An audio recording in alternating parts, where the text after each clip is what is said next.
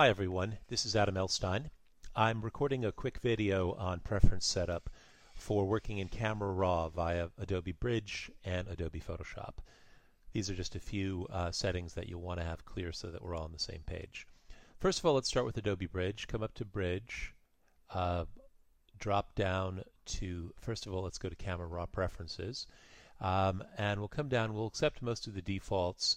The only thing that you might want to change, depending on your preferences, are JPEG and TIFF handling. I have this set to automatically open all supported JPEGs and automatically open all supported TIFFs. That will automatically open JPEGs and TIFFs in Camera Raw rather than in Photoshop directly. That is what I generally prefer because it gives me the opportunity to use the Camera Raw tools on both JPEGs and TIFFs, which are getting pretty good now. The other option, if that proves to be too annoying, is to change this to automatically open JPEGs with settings, which will only open JPEGs that have already been opened in RAW, or indeed to disable the JPEG support. I'm going to leave it automatically open all supported JPEGs.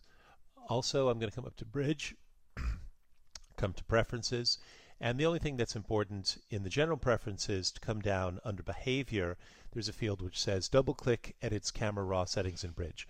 I want that unchecked. What this does is it tells this Photoshop suite that when I open up Camera Raw, I want it opened within the context of Photoshop rather than in the context of Bridge. Click that and say OK.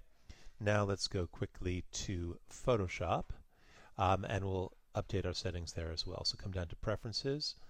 Let's come down to our Camera Raw Preferences. And again, we'll just check here. This automatically open all supported JPEGs and TIFFs. Say OK. And let's see if there's anything that we want in the general preferences.